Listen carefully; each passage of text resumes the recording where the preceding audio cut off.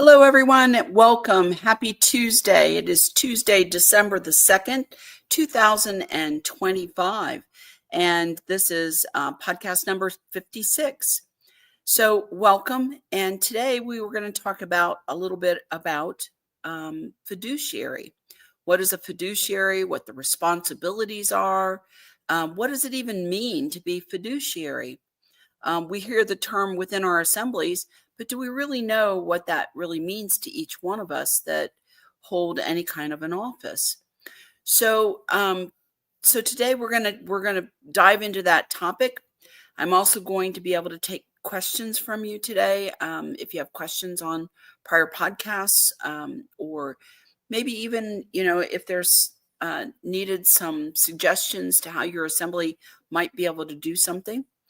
So let's talk about fiduciary. What does it mean? So often we hear that a person is a fiduciary.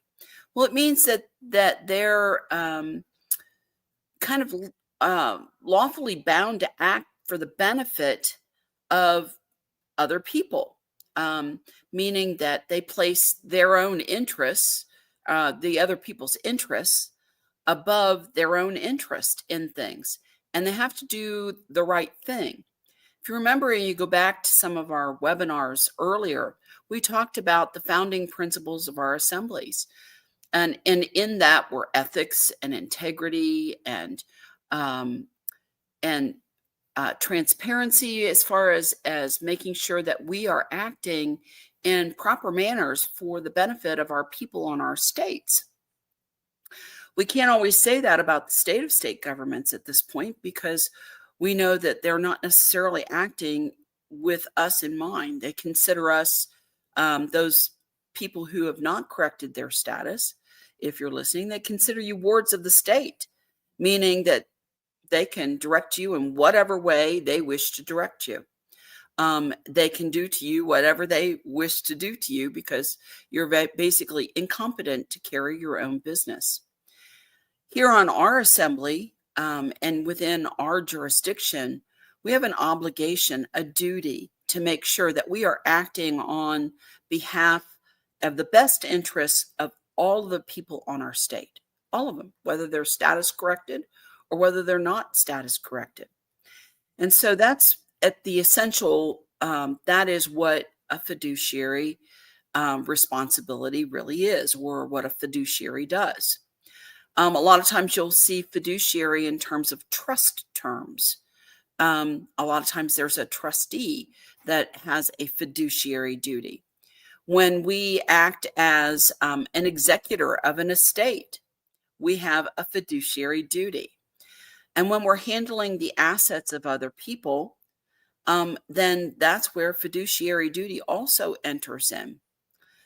So not only is it just a monetary asset, it's supposed to be the assets of our state, meaning everything from record keeping to land management to mineral management, natural resource management, to managing the funds that come to our assemblies or to our governments, that would best benefit the people, not our own pockets. We can't say that about commercial corporations. They have an interest that they have to serve, and they're serving that interest, not the people's interest. So that's one of the big differences between our jurisdiction and the state of, meaning like the state of Ohio or the state of Indiana or the state of Alaska, and what they do and what we do. Okay, we're here to for the benefit of all the people and all of the assets that our states contain in the natural and general jurisdiction of our state.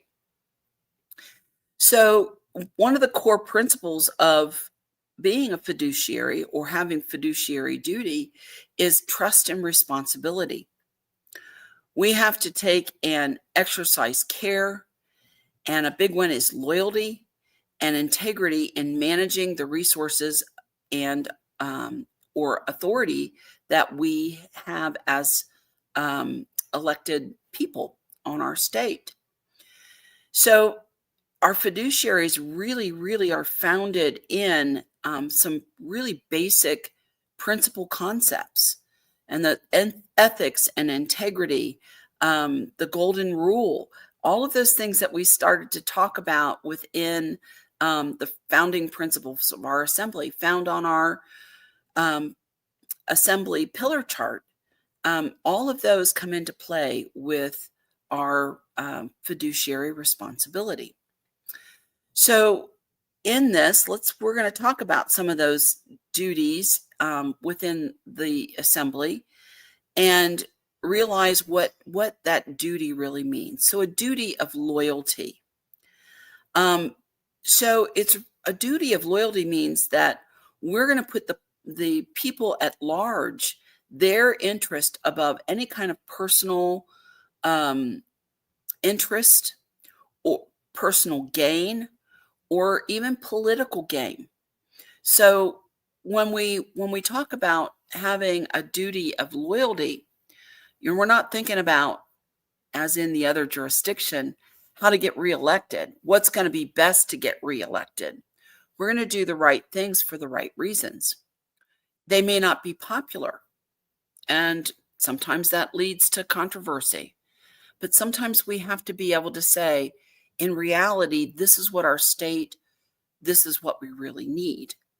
And as we look at that and we take that out to the people, we say, I know this is a tough pill to swallow, but what do you want us to do? Here are our options. And we've researched this in our committees, like we talked last week, from this aspect and this aspect and this aspect. And now we have to do something about it. Now we have to act. And this is how it's going to benefit. These are some of the pitfalls involved in it. And, but in the long run, we have to make the best decision for you, right? So a duty of loyalty, we're acting not on our own interest, but that we're acting in the interests of all the people on our state. That also means that we have to be willing to listen to all the people as they talk about what we're doing. We have to be willing to explore the good intentions. We have to be able to explore, what are the possible downfalls or the challenges that we may have in whatever it is that we're doing. Okay. So we need to really be doing our best to communicate, which is also one of our founding principles, with our people to comprehend what they need, what they want, and what direction we go in. Because remember, who's in charge? All of you are in charge. And those who are elected to serve as committee chairman or chairman of an assembly or in any other position on our assemblies or roles on our assemblies, who are acting as fiduciaries, have to do what you want us to do. So the other evening I said, welcome to many of our recording secretaries, welcome to servant leadership. Because those of us who have positions on or roles on our assembly in any of the elected roles, that's exactly what we are. We are servant leadership. We're there to serve you, and we're there to get the job done on your behalf, right? So we have to be loyal to that. We can't accept bribes to do something. That's wrong in both jurisdictions. And we can't be thinking about at a later date how this is going to play, if it's going to play into our reelection, if it's going to help us propel us in a business we may have. Unfortunately, our counterparts on the de facto jurisdiction, that's always in their mind. That's always their next concern of how am I going to keep my job? And it's one of the beauties of what we do as assembly officers and officials is we don't need to be concerned about about um, whether or not we get reelected. If we're doing our jobs correctly, the people will naturally see you as a leader. They will naturally see that you have their best interest at heart. And they will naturally see whether or not they want you to continue, if you want to continue. It's the great part about, for now, being all volunteers in our government. Okay. So the other part of a duty of loyalty is that we avoid conflicts of interest and self-dealing. So conflicts of interest, we talk about that a lot on our assemblies. And as your assemblies start to elect certain positions, certain roles, we have to make sure that there's no conflicts of those interests. It's one of the reasons why you wouldn't necessarily want to have someone who had licensing in the de facto, professional license in de facto, to be actually in an elected position on your assembly, because they serve two masters. Which master do they serve today? I had a very interesting conversation with our former Solicitor General, and the fact that the commercial courts, the administrative courts, were putting compelled commercial actions out on our people. And we were looking for them to kind of help and step in. But we were also letting them know that we know what the fraud and the conspiracy is against the living people on the states. And as we took them to task on that issue, my comment was, I guess you can't serve two masters, because you have a contract. You have a duty to serve the living people on your state in common law. Yet you have a contract with the commercial courts in a hands-off position. And it surprised them that we knew that. Okay. And so this is where conflicts of interest come involved in terms of our people holding professional licenses or LLCs or C Corps or S Corps, is they have a contract with you. And they're going to say, if you don't do this or if you do that, then this is going to happen. So which master do you serve in that circumstance? How do you avoid that conflict? Well, obviously the answer is, in our assemblies, we do not elect people who have professional licenses to positions. They have to be citizen eligible, which means they have no conflicts in the other jurisdiction. But that doesn't necessarily mean that applies, for example, to committee chairs. So we have to make sure that as we're electing someone into those committee chairs, that we're not feeding some self-interest that they have in being that committee chair. They have to be devoid of those types of conflicts. And those conflicts arise in all kinds of things. For example, being a juror. Again, when you become a juror, you become a temporary citizen of your state or your county. And we have to make sure that that juror is not there to serve their own interest. So, it wouldn't make sense necessarily to put someone who is a family member on a jury, because they already have kind of an inherent conflict built in. Whether that's good or that's bad. So it's just an important detail that we have to begin to be very aware of, is in terms of conflict of interest. On Ohio, our justice doesn't participate in many of the committees.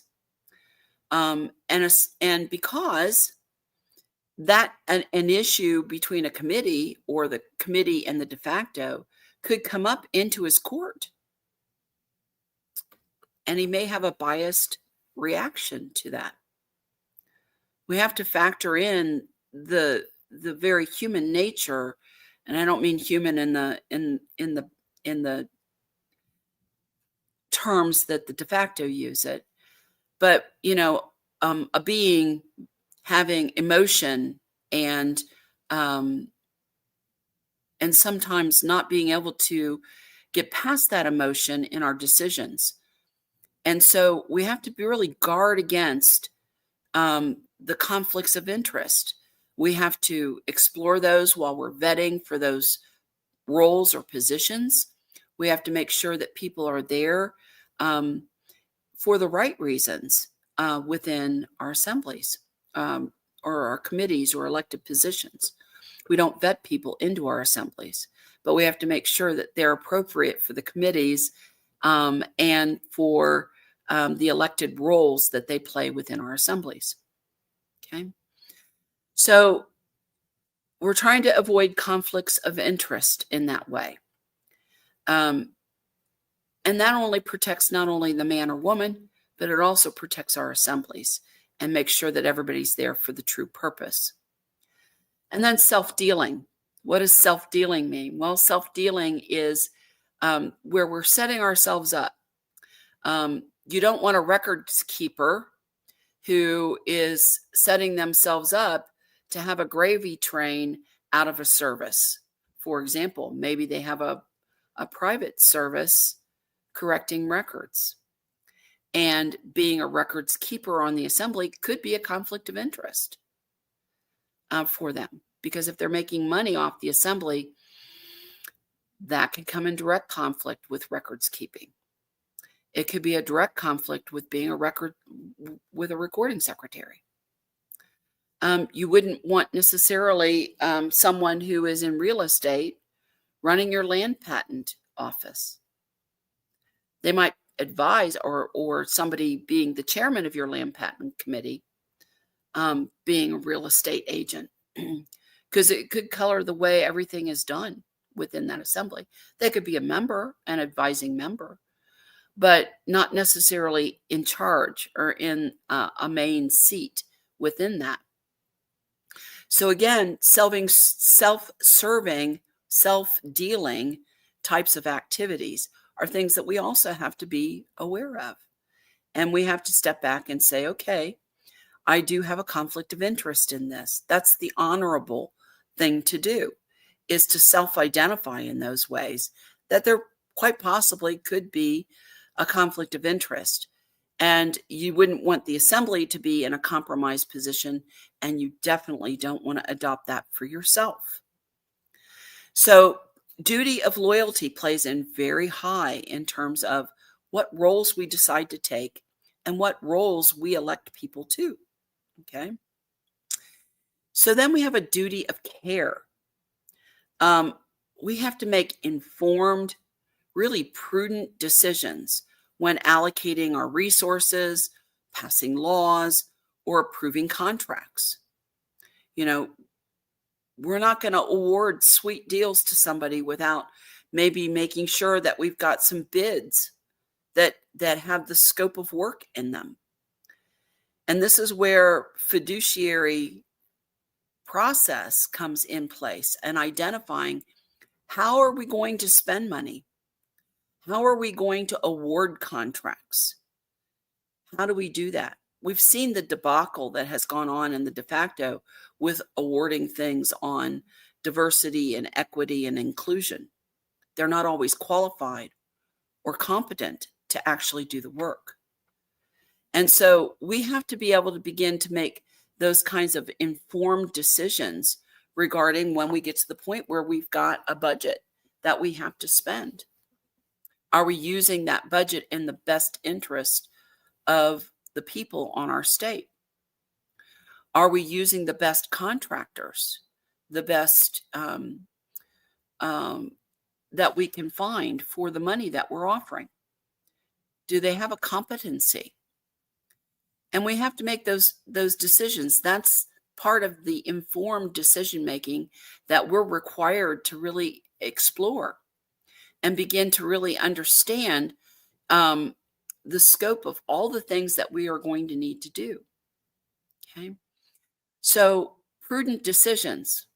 Well, we're going to make mistakes along the way, But the only thing is if we are exploring it, if we're reviewing things, and we're trying to weigh out all the pros, the cons, the specifications, all of the things that we need to be thinking about as we get ready to contract, for our assemblies, for work, for whatever, purchases, and we're making that best decision, on whatever it is, then you know there's documentation that can go with that. Now, in the Ohio Assembly, we recommend 3 bids. Um, we want to see the scope of work. We want to see the details. And we want to be able to review that against those 3 and make a decision. That becomes part of our record keeping then, to say, okay, we've reviewed Joe over here and Jim over here and Dolores over there, and we think Dolores has the best plan. We think she's using quality materials and we're getting as much for our money as we can get in this situation.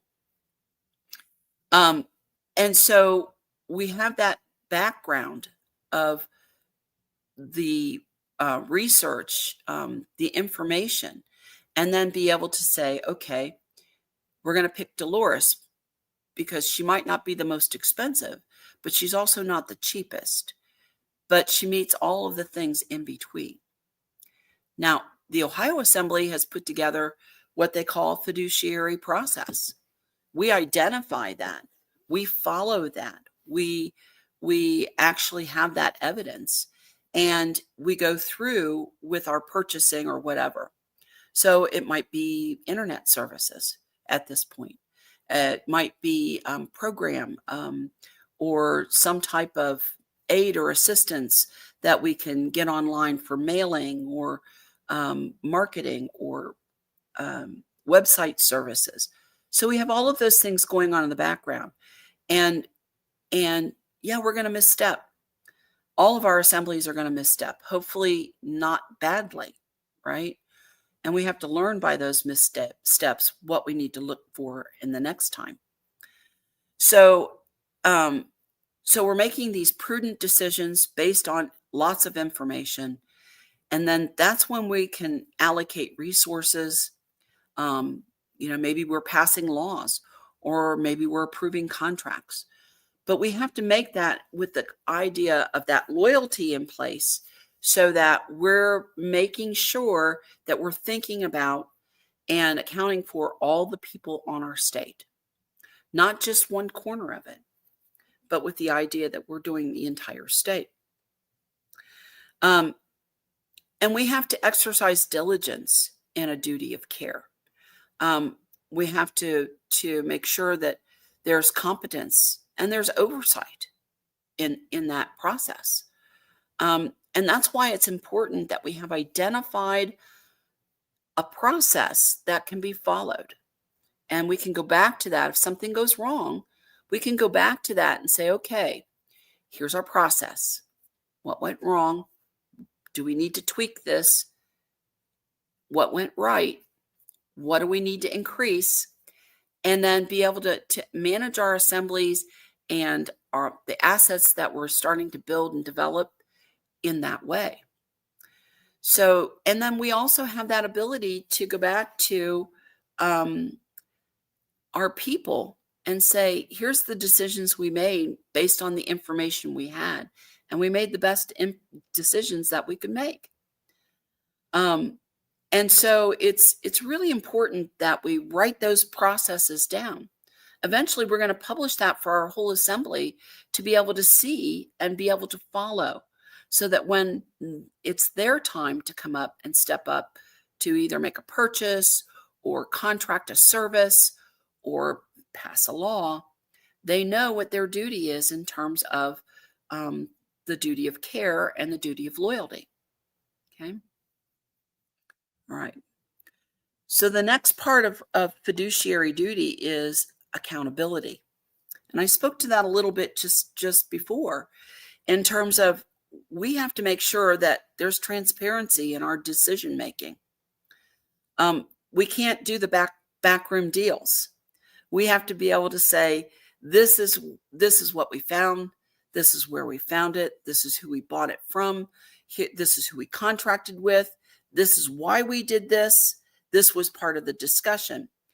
So accountability comes in the forms for us in terms of our meeting recordings, our minutes, our transcripts, all of those things, plus anything that we do that we have invoice or record of, and we're willing to open those books. So even in our emails, there is that accountability, so that we're not making those backroom deals, and we're not doing anything that is not right out in the light of day. It's kind of unfortunate that in the de facto, they actually had to pass a law called a sunshine law, where it was supposed to shine sunshine on their decisions in order to show that they were actually practicing their fiduciary duty, when we know that most of their deals are done in the back room. And we know that a lot of them are done for political purpose or personal gain. Okay. So accountability is really big. And if anybody's not sharing the accountability with their assembly, then the assembly has a duty to step up and provide the oversight for that. They're the ones that step up and say, okay, we'd like to see your email. We'd like to see your books. We'd like to see your ledgers, and be able to show that. And if they're not willing to show that, then maybe they're not appropriate to that role. And the assembly is going to have to think about either their compliance or a recall vote of that position. Okay. So accountability is really important.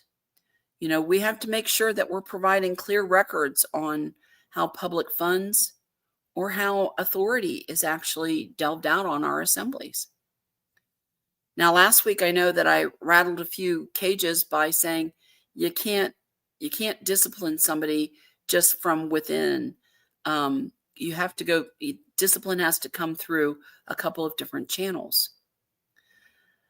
And we have different ways of exercising authority, but we also have to make sure that we're doing that in a very prudent way. And that's also part of our accountability. Okay. We can't just spend money, and we can't discipline people without process involved.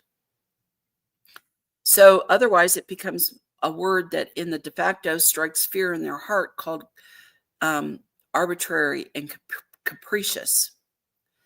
And in their world, those two terms perk their ears up real quick. And that is a legal charge that is an extremely foretelling way that says you're about to get sued. Okay.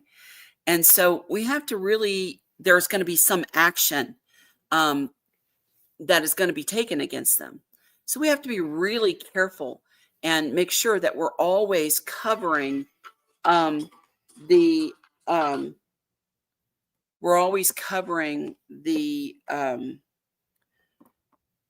backs in a way, and making sure that we're providing the proof and documentation to everything that we do. Okay. So that's kind of accountability. And we have other ways on our assemblies of providing that accountability. That question could be taken to an oversight committee. If we're not being transparent enough, then an oversight committee should be formed. They don't always operate, but they can be formed. And they go through a process of checking for everything. Now, some information within our assembly is going to be somewhat secure, right? The Ohio Assembly is starting to experience that as we mature, and we start to get into some of these some areas of our assembly. And we have a duty to keep certain things out of even the assembly eye, We might taint a jury. We might take and reveal something that's in maybe under investigation. So we have to be really careful about what we do. And we have to, but at the same time, we should be very willing to right up front show, here's our books, here's our email. Yes, I had this conversation. Here's the other half of that conversation that may change the way you think that conversation went. Here's both sides. Okay. Here is the evidence of what we went through in the negotiation of this particular contract. Or here's all the considerations that went into and the research that went into forming this decision out of our court. Here's what we based it on. So we have to be willing to bring forward all that information. And for many who are new, that's a different process. And for many of us who've been around, who know each other really well, sometimes that can be a difficult thing. You know, a lot of times I'll tell people, no, I don't want to hear it. I don't want to hear it.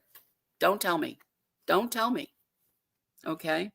I don't want to talk about it. It's not because I'm not interested. It's not because I'm not curious. All right? But it's the idea of, should I really know? Should it really be discussed with me? Does it present a conflict of interest to me? Okay. So these are the things that we have to begin to check ourselves with. And as our assembly matures and you get into some of these issues, we begin to realize that there are certain things that we can't necessarily discuss freely among our assembly. Some of them are security issues. Some of them are issues of justice, to be honest. So, but all of the things that we do within our assembly where we're purchasing equipment, who we're purchasing it from, how we found it, what we did, that's all laid bare. That's all out in the light of day so that everyone can see and understand what exactly we're doing and how we're doing it for the benefit of them. Okay. I know that here in the Ohio Assembly, we had voted a long time ago that if we needed up to 4 Zoom accounts to handle our business on our assembly, that we have the latitude to buy those accounts as it becomes necessary. And I've heard a few people kind of complain a little bit that we didn't buy those. And thank God we didn't, because we've been able to manage with the 2 accounts that we have prudently our funds and still provide good service and good communication to everyone in our assembly. So as we go forward, you know, we have to be able to be willing to be examined. We have to be willing to be held accountable for the decisions we make, the money we spend, and the laws that we produce. Okay? All right. So, duty of good faith. So, a lot of times the charge when we go to court in contract law is you didn't act in good faith.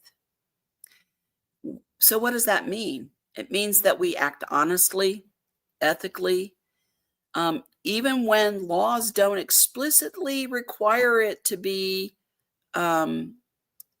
dealt in that manner. So that has to do with our integrity. I always describe integrity as when I lay my head down on my pillow at night and I meet my maker in my dreams. I have a settled conscience. I have a clear conscience in what I've done. I know that I've done the right things in the right way. And sometimes honesty can be very difficult. Sometimes honesty can be, it can hurt. But sometimes we have to say, I'm being honest here, right? And we have to have to be able to tell that in a way that we're not being mean or evil or whatever, but we should also be, um, you know, we should be upfront. We don't have to be blunt. That's where diplomacy comes in. But we have to act honestly, and we have to, again, act ethically on the behalf of everyone on our state. I always remind assemblies when I'm out talking to them that right now you're small. Someday it could be your whole state. Ohio has 11.7 million people. And I keep them in my mind every time we make a decision. Would that be something that benefits all 11.7 million people on Ohio? Okay. So good faith also is the upholding of the spirit of public service. There's that servant leadership again that enters in to good faith. People are placing their trust, their resources, their well-being into your hands, um, within the assembly. And they're trusting you to help straighten the system out, right? Not backdoor them in some other new and creative way. So, as we uphold that spirit of public service or servant leadership, we should be always listening to the people who are out there and to say, okay. And sometimes the answer is, have you considered this? We've tried that. It hasn't worked well. Um, or, you know, that's a great idea. Let's explore that a little bit further. Sometimes when you explore it, it's a no-go. It's not going to work. And then sometimes when you explore it, you find out that with a few tweaks, a few adjustments here and a compromise there, you come up with some winning idea towards what exactly you need to be um, working within your assembly. So, duty of good faith. People place their faith, their trust in the elected roles. And we really do have a duty to serve that trust for them. Okay. So, not as a dictator. And I hear this a lot of times in the assemblies, where we've got a chairman who says, well, no, we're not doing that. Well, it's not up to the chairman. It's up to the people. And the people have to say that. And the chairman are the ones that are supposed to follow through and present that. Okay. Duty to protect public resources. This is one of our great concerns with de facto. They're selling our public resources. And in some ways, they're responsible for the polluting of our public resources by not allowing us or not oversighting the use of that in their commercial world in a way that keeps the living men and women in mind. It only has corporate profit involved. And so we really do have a duty on our assembly to safeguard our assembly money, our budgets, the land itself, the natural resources underneath that land, and any of our assets of our assembly. So what are the assets of our assembly? Those are our records systems, any funds or investments that our assemblies may make along the way. It's our people, because people are our greatest asset. Okay. We always have to think about those people and what we need to do and what needs to be done for them, what they want done for them. The state has kind of gone off on their own corporate money-making schemes in this way. They're not safeguarding the money that is there. Otherwise, our roads wouldn't look the way they do. Our infrastructure, our electrical grids, our internet grids, our all of those things, our water resources wouldn't be in the shape that they're in right at this point. So um, we also have a duty in protecting our public resources to prevent the waste or fraud or misuse of those resources. Can't say that's happening in our state, in our state of Ohio, because we already know the fraud. We're beginning to ferret that out and try to correct it. And we know that they waste a great deal of money. Ohio has a very interesting online checkbook. And when you look at that online checkbook, one of the things that we did in terms of doing a little bit of education on our International Business Assembly was we looked at a particular department. And it just so happens they pulled up the health department on Ohio. And we found that almost 10 times their regular budget was spent for advertising materials for the health department. And so not the salaries, not the process, not on the people, but for advertising, advertising and marketing. And you have to question that, because when you look at that number, you know that there's somewhere in there, there's a quid pro quo going on where they're paying somebody on the backside. You know it. Go look at your state budgets once. You'll see it. Okay. So it's really important that we in our assembly begin to look at those types of items, and that we try to address those items as we have the ability, as we have the volunteers.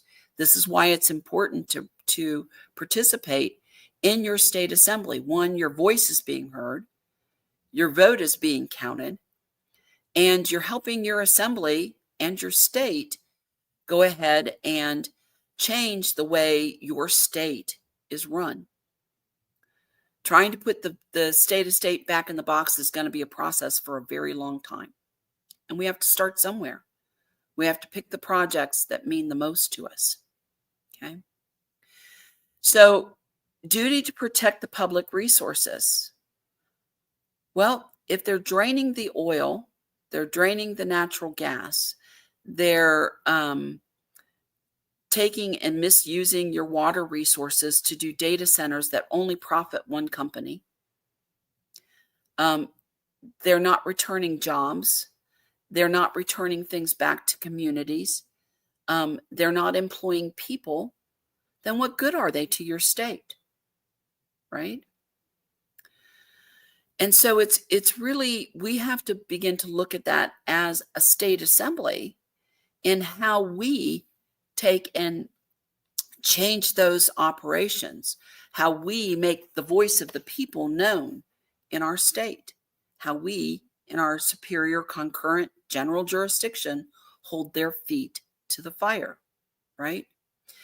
And so this is the duty to protect the public resources that we are especially invested in our assemblies. That's really the work of our business assemblies, our international business assemblies. And so we need to be looking at all of these types of operations on our state, deciding what's the most important and how do we affect it. Okay. So in the fiduciary duty, Anna, as fiduciary of the United States, these are many of the things that she does too. She may not have direct infrastructure underneath her because that's pretty much relegated to the states. But Anna is also watching over to make sure that she's put this protection, this arm of protection around all the states, the way the states are supposed to put an arm of protection around all its counties.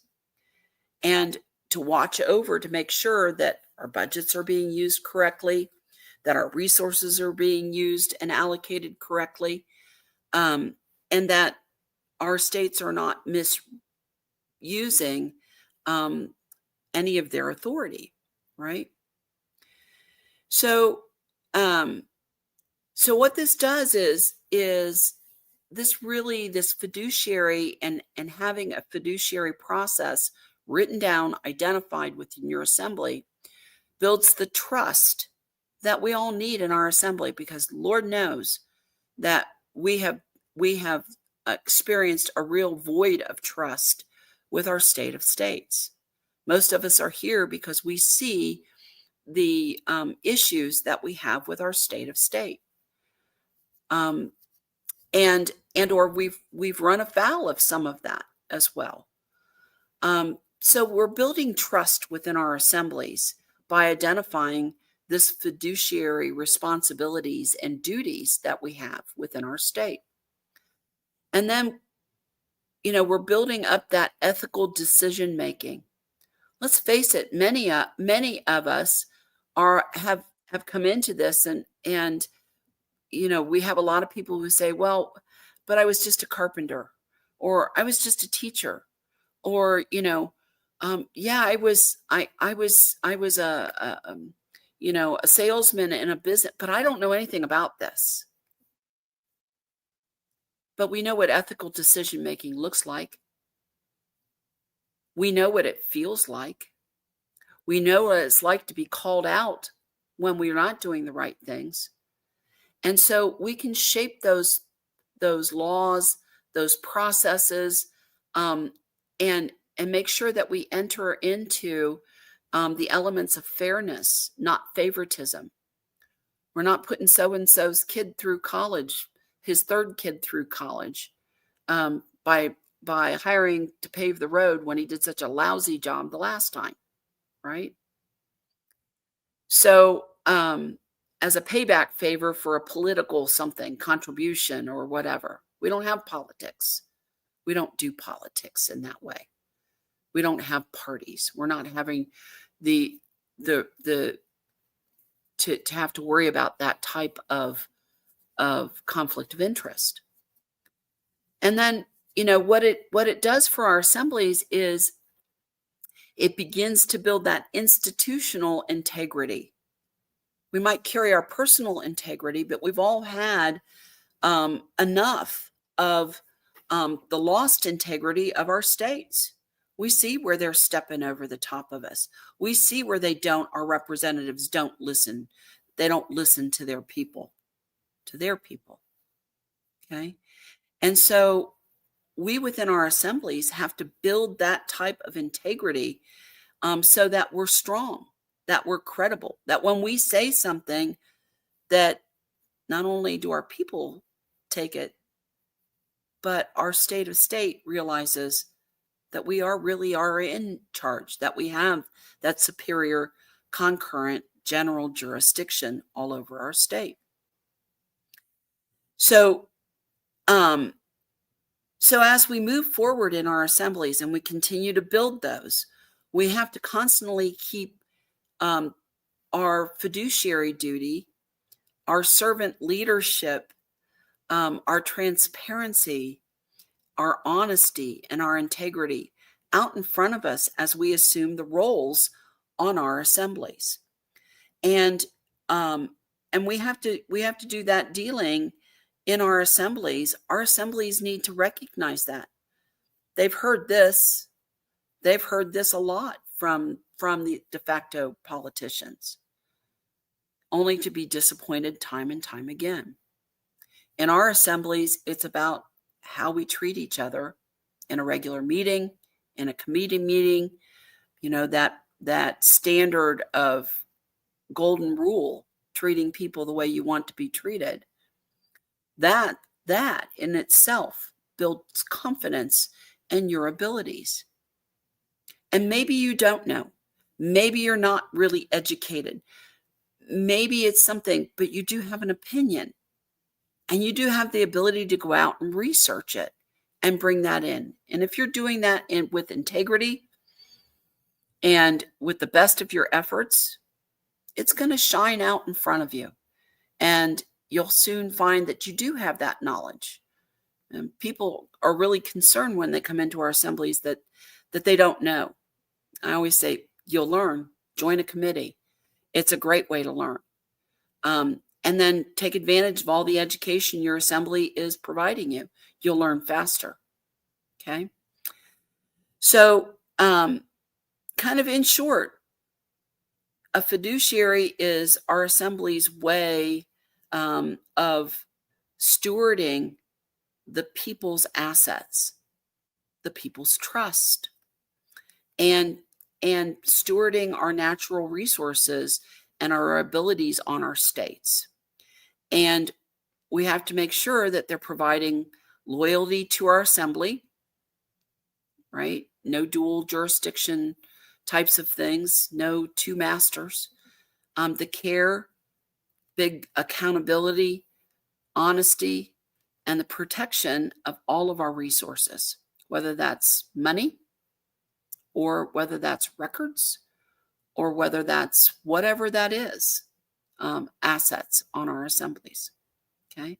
And all of that is aimed at ensuring that our assemblies serve the public good, whether they're status corrected or they're not status corrected. So, in a way, many times we have to throw away our personal egos and our personal opinions. We can make those known, but we have to couch it in such a way that says, this is my personal opinion. Okay, so that we need to be able to separate our role from our personal opinion so that we're in full transparency with people. Okay. So I hope that kind of helps you a little bit with understanding what your leadership should look like.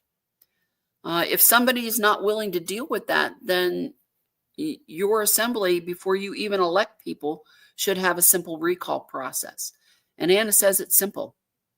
You recall them in the same way you elected them. So if it's a committee vote, the committee votes them out. If it's an assembly vote, the assembly votes them out. If it's a public election, they are publicly have a recall election. It's very simple. Okay. But it keeps our people and our processes moving forward and in full transparency and in full integrity. Okay. So I'm going to take a few questions and feel free to put your questions in the chat. Put them in all caps so I can see them. All right. So, Jan on Michigan, is it a conflict of interest if a man or woman having a property dispute with the de facto become the chair of this committee, Land, Patent, and Property Committee? Well, it's not necessarily so, but it shouldn't be the only thing that they stand on in their platform, right? Because that becomes a very narrow focus for them in terms of being the chair of the committee. A chair of the committee, as we talked last week, is really somebody who is there to help organize the committee. They're not there to run the committee. They're there to make sure that the committee is meeting, that there is discussion and research going on, and that when the committee decides certain issues, that those issues are brought forward then to, say, if it's land patent, to the General Assembly. If it's something that affects the entire assembly, that it's then further brought to the General Assembly. So it's not necessarily, but it shouldn't be their own issue constantly there. That's something for litigation, right? The litigation committee is there to help with individual issues. And, the land patent committee is there to, land patent and property is there to help form education on how to research for your land patent, all of the things that are needed for you to obtain your land patent, and then form a way to put that land patent into the public, your association, your claim, your assignment to that land patent along the way. So if it's somebody that's taking up a great deal of time based on their own personal issue, then they may not be the most important, that may not be the most proper person for the committee to run the committee, because you've got a very focused issue on that. And it's being a chair of a committee should come from the committee itself. They're the ones that elevate somebody to that chairmanship because either one, they have knowledge, subject matter, they're a subject matter expert, or they have direct knowledge, experience within that committee or within that issue.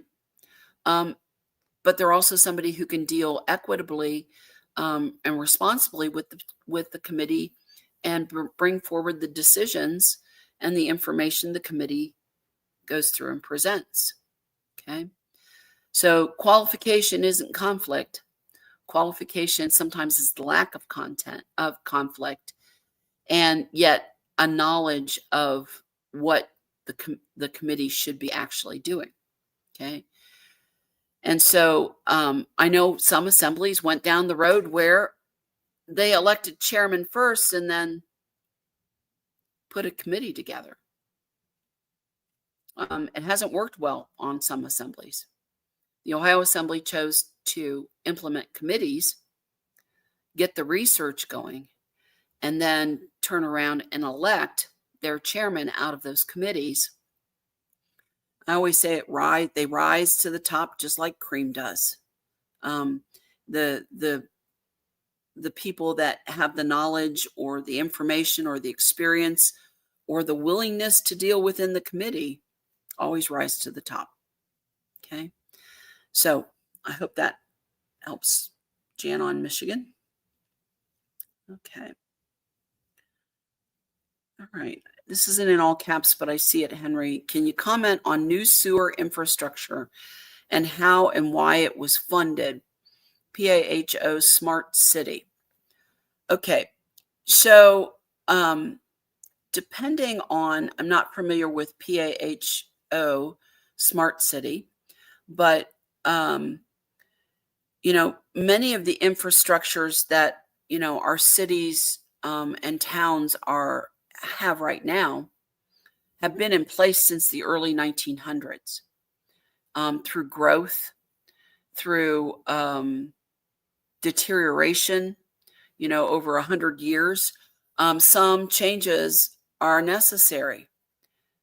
Now, smart city sewers, I don't know what they're doing in terms of that smart city, but I don't believe in smart cities. I will just be real honest. We're not interested in a surveillance state.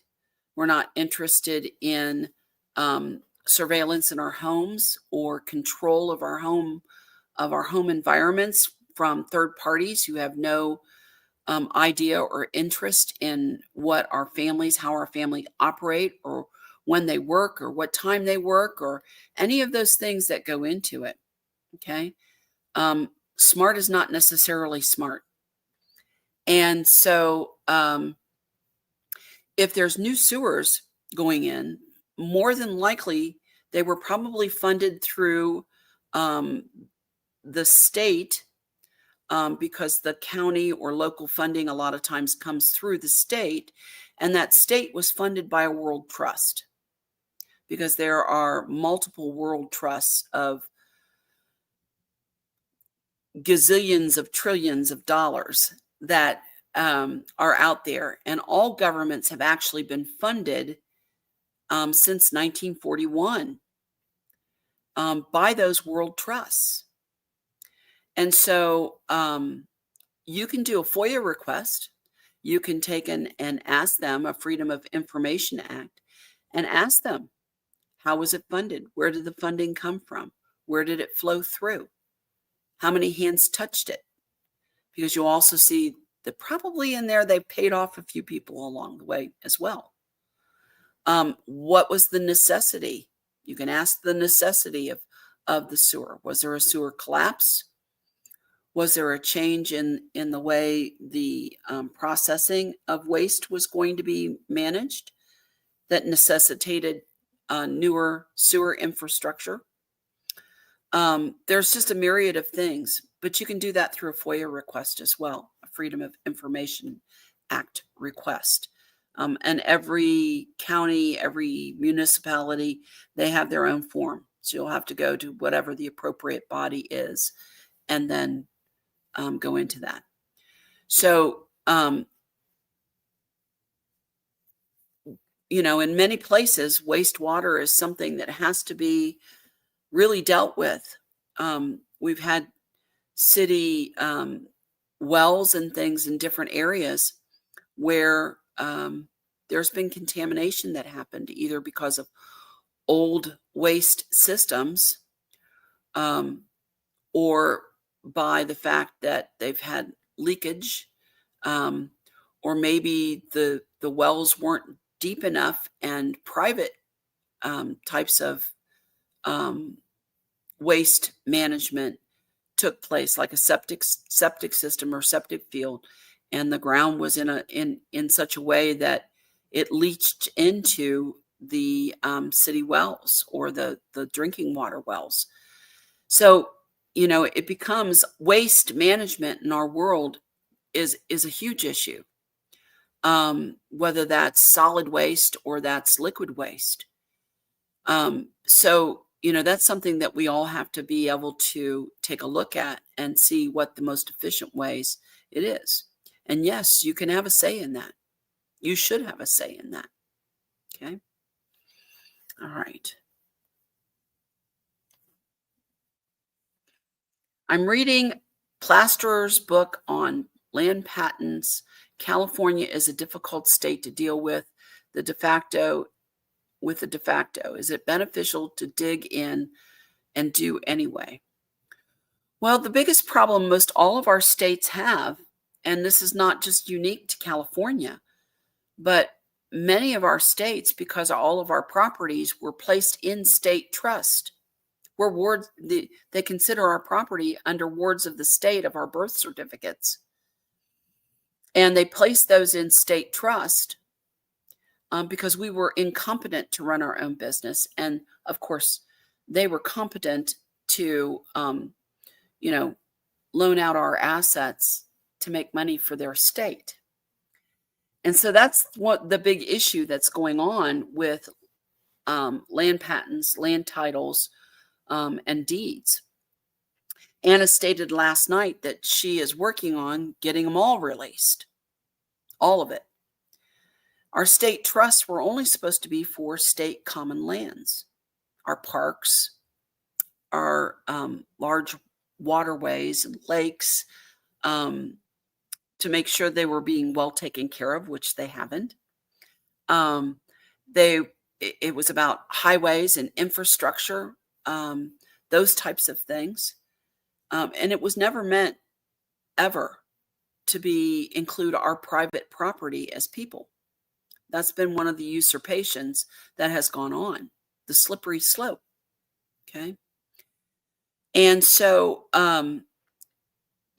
we need to continue to assist Anna in a way in noticing our states through our state assembly authorities that we're here, that we're not incompetent, that we know what the game is and we're done with it. Okay. And so collapsing those state trusts and pulling our private property out of it is really going to make the most difference to all of our private property rights on our states to gain back our land patent or are assigned to a land patent, because there aren't any new land patents. You would become an assignee under the original land patent formulations. And then be able to reclaim our private properties that were never supposed to be in the state, included into the state trust. Okay. So yes, you need to keep digging in. You need to continue to work on getting those state trusts collapsed, at least to get your private property on your state, private property owners on your state to get your property back. Okay. Of Corporations are not supposed to own property. Governments are not supposed to own property. It has to do with all of the private property rights of people. The land belongs to the people. It was not given to the state of. Okay. All right. So, so that's really pretty much the end of questions. You guys are pretty quiet today on questions. And if there's no other questions regarding, the operation of your assembly, running committees, how you bring things forward, we're gonna sign off for the day, and hopefully next week Anna will have the ability to join us. She's been overwhelmed, overworked, and so we just have to continue on. She's in that part where she's out there fighting for us as every one of our states. So we will see you next week. And I hope that you have a good week, a productive week, and go back to your assemblies and get them assembled, right? All right. Bye, everybody. Have a nice week.